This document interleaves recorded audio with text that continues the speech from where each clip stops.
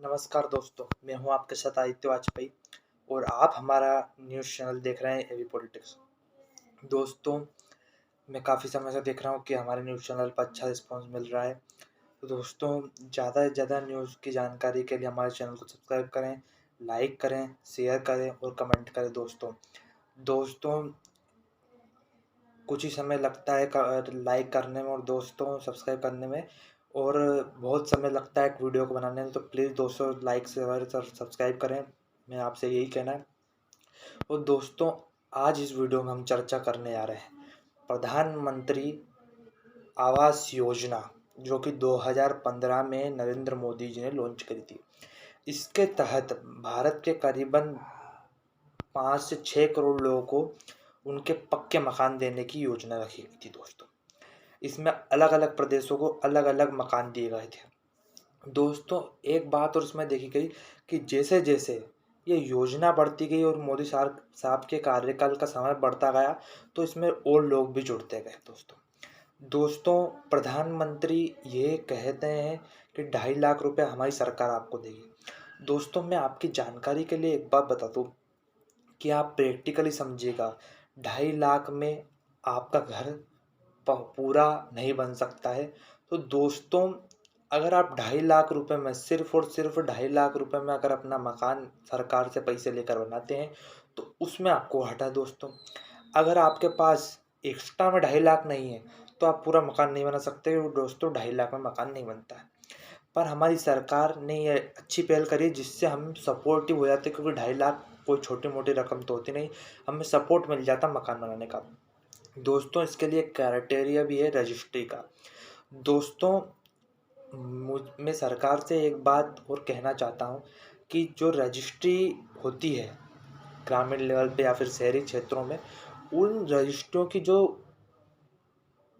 जो अमाउंट है वो बहुत ज़्यादा है, जिससे जो गरीब आदमी वो अफोर्ड नहीं कर पाता और उसका प्लाट जो है प्लाट ही बना रहता है और वो रजिस्ट्री नहीं कर पाता, जिससे उसे 2.5 लाख रुपए नहीं मिल जाते। तो मैं सरकार से कहना चाहता हूँ कि सरकार, अगर किसी ने अपना प्लॉट खरीद लिया तो उसको रजिस्ट्री के पैसे दिए, 40,000 का अलग से उसका फंड बनाए। और दोस्तों, मैं आज आपसे बात करना चाहता हूँ प्रधानमंत्री आवास योजना के बारे में। तो मैं आपको बताना चाहता हूँ कि जो नरेंद्र मोदी जी हैं, उन्होंने ये भी कहा है कि अगर आप जीवन का पहला मकान बनाते हैं, कोई भी, यानी कोई भी, अगर जैसे मैं भी हूँ, अगर मैं मेरे जीवन का पहला मकान बना रहा हूँ, तो मुझे, अगर मकान बनाने के लिए 10 लाख रुपए का लोन लिया है मैंने, अगर मैं अपना पहला मकान है मेरी ज़िंदगी का, तो मुझे 2.5 लाख की छूट सरकार देगी, यानी कि मुझे 7.5 लाख का लोन ही भरना सिर्फ, अगर वो मेरा पहला मकान है ज़िंदगी का। तो दोस्तों, अगर आपको मकान, दोस्तों करीबन मेरे हिसाब से मकान बनाने का गणित बैठता है 5 से 5.5 लाख, अगर आप 2 कमरे और या फिर एक घर का मकान बनाते हो। तो दोस्तों, आप जो रजिस्ट्रेशन होता है उसमें ये ना लिख के कि हम 2.5 लाख सरकार हमें देगी, आप ये लिखें कि हम 5 लाख चाहते हैं और ये हमारी ज़िंदगी का पहला मकान है। तो जो सरकार है आपको 2.5 लाख अलॉट करेगी और 2.5 लाख आपको दिए जाएंगे, और वो सरकार वापस लेगी इंटरेस्ट के सहित। दोस्तों, एक बात और दिक्कत आई है इसमें, जो सरकार की जो 2.5 लाख की नीति है, 2.5 लाख देते हैं ये लोग, उसमें ये नीति आई है कि जो पैसे डलते हैं वो टुकड़े टुकड़े में डलते हैं। तो जिससे क्या, व्यक्ति आधा मकान बनाता है फिर आधा रुक जाता है, मतलब एक मकान को बनने में कंप्लीट 2 साल लगते हैं। अगर वो व्यक्ति अफोर्ड नहीं कर पाता इतना पैसा, तो किराए के मकान में रहता है, तो जो किराया का पैसा है वो उसकी कमर तोड़ देता है। तो मैं आपसे एक ही सलाह देना चाहता हूँ कि आप 2.5 लाख के सरकार के ये न बताते हुए आप ये बताइए कि ये हमारे ज़िंदगी का पहला मकान है और हम 5 लाख या फिर 7 लाख का लोन ले रहे हैं, तो सरकार ऑटोमेटिकली आपको 2.5 लाख रुपये माफ़ कर देगी। यानी अगर आपका 7 लाख का लोन है तो आपको सिर्फ 4.5 लाख देने हैं और उसका इंटरेस्ट देना। दोस्तों, ये बहुत अच्छी स्कीम है हमारे देश के जो गरीब लोग हैं उनको एक सक्षम बनाने में। दोस्तों, गरीब इसलिए गरीब नहीं है कि वो पैसे ज़्यादा नहीं कमाता, वो पैसे पर्याप्त समय में पर्याप्त तौर पर कमाता है, पर दोस्तों जो उसके सोर्स ऑफ इनकम है वो कम है और उसके खर्चे ज़्यादा है। दोस्तों, अगर एक व्यक्ति मुंबई में रहता है तो 30,000 रुपये ज़्यादा से ज़्यादा कमाता है, वो मज़दूर है, लेबर है, तो उसका 15,000 तो किराए में भी चल जाता है, तो उसे बचता सिर्फ 15,000, इससे वो छड़ते में चल जाता है। तो वो जो आदमी है वो सेविंग नहीं कर पाता है दोस्तों। तो दोस्तों, ये जो स्कीम है, जिसके तहत अगर आदमी का मकान बन जाता है, अगर उसका एक पक्का मकान बन जाता है, तो उसे किसी को पैसा नहीं देना है। उसका जो पैसा है, जो उसके पास अमाउंट 30,000 रुपये आता है, तो वो खुद ही सेव करेगा। ये उसके 15,000 के खर्चे कर लेगा और 15,000 अपने सेव कर लेगा। तो दोस्तों, ये जो स्कीम है बहुत अच्छी स्कीम है दोस्तों।